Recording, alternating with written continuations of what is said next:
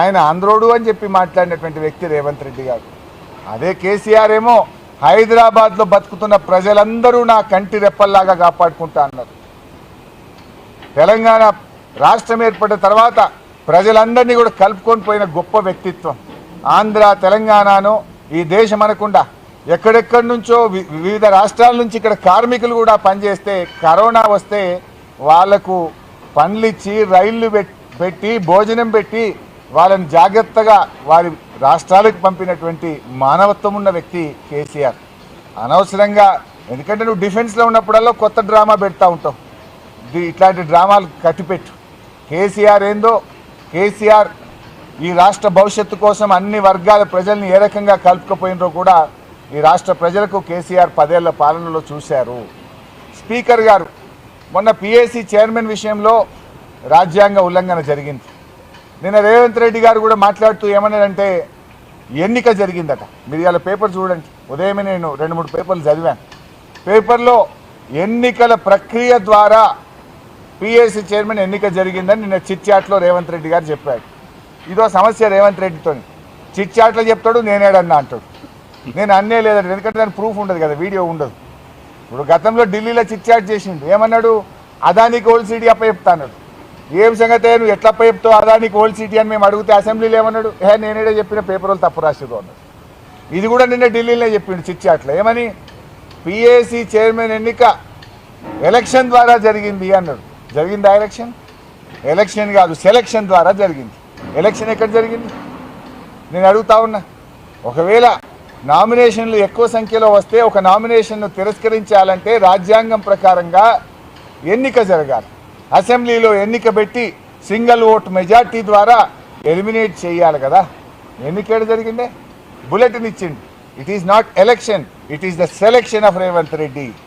ఎందుకంటే ఎలక్షన్ జరిగితే స్పీకర్ గారు శాసనసభ విలువాలి కదా.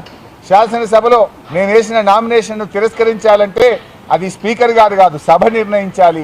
ఎలక్షన్ ప్రక్రియ ద్వారా నిర్ణయించాలి తప్ప ఒక వ్యక్తులు నిర్ణయించడం కాదు. అంటే నోరిప్పితే అబద్ధాలే. ఏ పూటగా ఆ పూట మాట్లాడు, ఏ రోటికాడ ఆ పాట పాడు రేవంత్ రెడ్డికి అలవాటైపోయింది. దాడి చేయించింది ఆయన్నే. ఇవాళ లేలే హైదరాబాద్ బ్రాండ్ ఇమేజ్ దెబ్బతినద్దు, ఎంతటి వారైనా లా అండ్ ఆర్డర్ కాపాడాలంటే ఇదేదో దయ్యాలు వేదాలు వల్లించినట్లేదు. దాడి చేయించిందే నువ్వైతివి, దాడి చేస్తే నేను ఊరుకోనని మాట్లాడేది నువ్వేనైతివి. నవ్వుకోరా, ప్రజలు చూస్తలేరా? 8 పోలీస్ స్టేషన్లు దాటి గాంధీ గారు కౌశిక్ రెడ్డి ఇంటి మీద దాడి చేస్తాడంటే తెలంగాణ పోలీసులకు సామర్థ్యం లేదా? ఉన్నది. పాపం వాళ్ళ కాలు చేతులు కట్టేసినావు. నువ్వే దగ్గరుండి ఎస్కార్ట్ ఇప్పించి దాడి చేపిస్తే వాళ్ళు ఏం చేస్తారు పాపం? తెలంగాణ పోలీసులు అద్భుతమైన పోలీసులు, వాళ్ళని కూడా నేను తప్పు పట్టడం లేదు. అందుకే నేను డీజీపీ గారిని కోరింది కూడా. ఇది అత్యున్నత స్థాయిమైనటువంటి అవకాశం. రాగద్వేషాలకు అతీతంగా పనిచేయాలి, న్యాయానికి చట్టాన్ని కాపాడే విధంగా పనిచేయాలి తప్ప ఒక వ్యక్తుల ఇష్టాయిష్టాలకు అనుకూలంగా పనిచేయొద్దని చెప్పి కూడా నేను పోలీసులకు కూడా హితవు పలుకుతా ఉన్నాను. ఇక నా ఆరోగ్యం గురించి కూడా మీరు వచ్చింది అందుకోసం, నాకు తెలిసి క్వశ్చన్ అడుగుతారని. కానీ సరే, నాకు నిన్న వాళ్ళు తొక్కిసలాటలో తోపులాటలో కొంత చేయికి దెబ్బ తగిలిన మాట వాస్తవం. అయితే డాక్టర్ల దగ్గరికి వెళ్తే చూసి ఒక 15 రోజుల పాటు 15 రోజుల పాటు ఫిజియోథెరపీ చేయండి.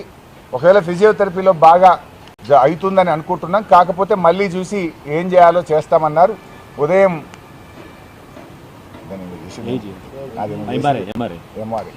ఎంఆర్ఐ ద్వారా పరీక్ష చేసి ఎంఆర్ఐ రిపోర్ట్స్ చూసిన తర్వాత ఫిజియోథెరపీని సజెస్ట్ చేయడం జరిగింది. ఈరోజు రాష్ట్ర వ్యాప్తంగా జరిగిన అరెస్టులను తీవ్రంగా బీఆర్ఎస్ పార్టీ ఖండిస్తూ ఉంది. రాష్ట్రంలోని అన్ని పోలీస్ స్టేషన్లలో ఆదిలాబాద్ నుంచి ఆలంపూర్ దాకా మరి అన్ని చోట్ల కూడా మా నాయకులను అర్ధరాత్రి పూట మహిళలను కూడా చూడకుండా అరెస్ట్ చేయడం జరిగింది. ఇది చాలా దుర్మార్గం.